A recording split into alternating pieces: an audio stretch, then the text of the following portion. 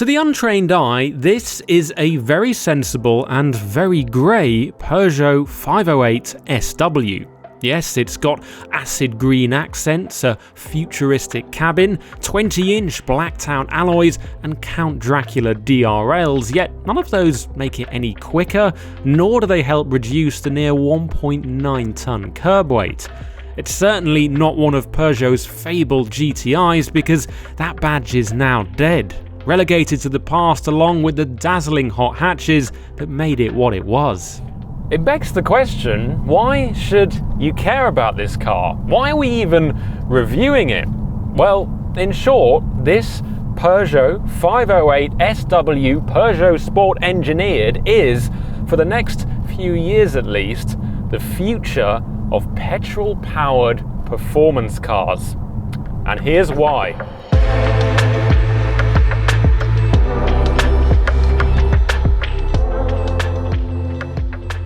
Since the year 2020, all car makers in Europe must ensure that the average CO2 figure across all cars sold must not exceed 95 grams per kilometre. Now, you might think that that doesn't sound too hard, and it isn't if you predominantly make small 3-cylinder super minis. But what do you do when it comes to pleasing the petrol-loving, well, petrol heads who want exciting performance cars yet aren't willing to make the switch to pure electric just yet? Well, you either wave goodbye to them or you make a fast petrol car that emits less than 95 grams per kilometre of CO2. But that's impossible, right? Actually, it's not, because while this 508 has a 4-cylinder 1.6-litre turbocharged petrol engine similar to the one that we saw in the last 208 GTI, it's also got a 113 brake horsepower electric motor that drives the rear wheels. So together that makes 355 brake horsepower and 348 pounds-foot of torque.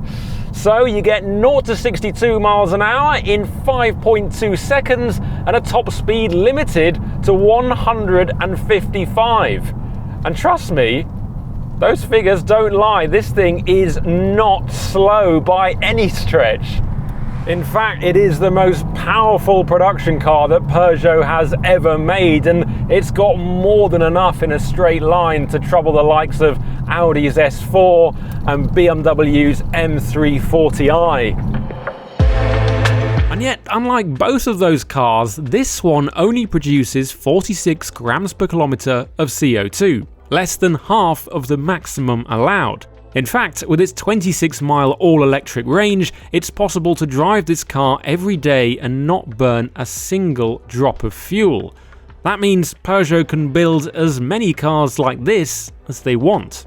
They don't need to make an electric city car to offset the fun petrol-powered stuff. And if you're wondering why, for example, BMW isn't doing this with its M cars, then the truth is they will be. Peugeot has just beaten them to it. In fact, the CEO of BMW has said that going forward, its performance cars will need a significant electric element to get the most out of them. However, when it comes to getting the most out of a car, it is hard to forget about the weight of this thing. It's been years since Peugeot made a big, fast car, and with it being significantly heftier than its rivals, you have to ask, is it just good in a straight line?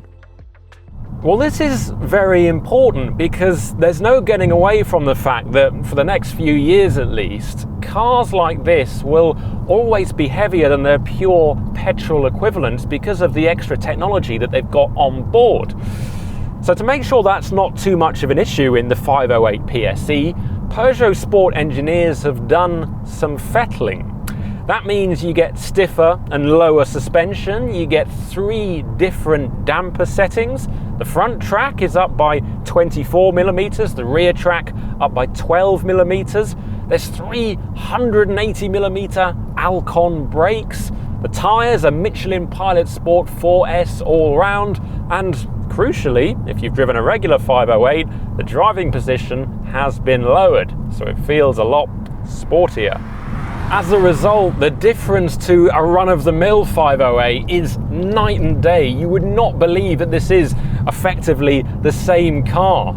The steering is more responsive. The front end feels like it wants to turn in more keenly. The rear end, well, it helps with rotation going through corners, which you just don't really get from any other car in the Peugeot range. In fact, you just don't. This is so different to what we've come to expect from the latest selection of Peugeots. And it's easy to forget that, you know, Pikes Peak, Dakar Rally, World Endurance Championship, World Rally Championship, the Peugeot motorsport pedigree is endless. And there's no doubt that some of that has gone into this. It shows.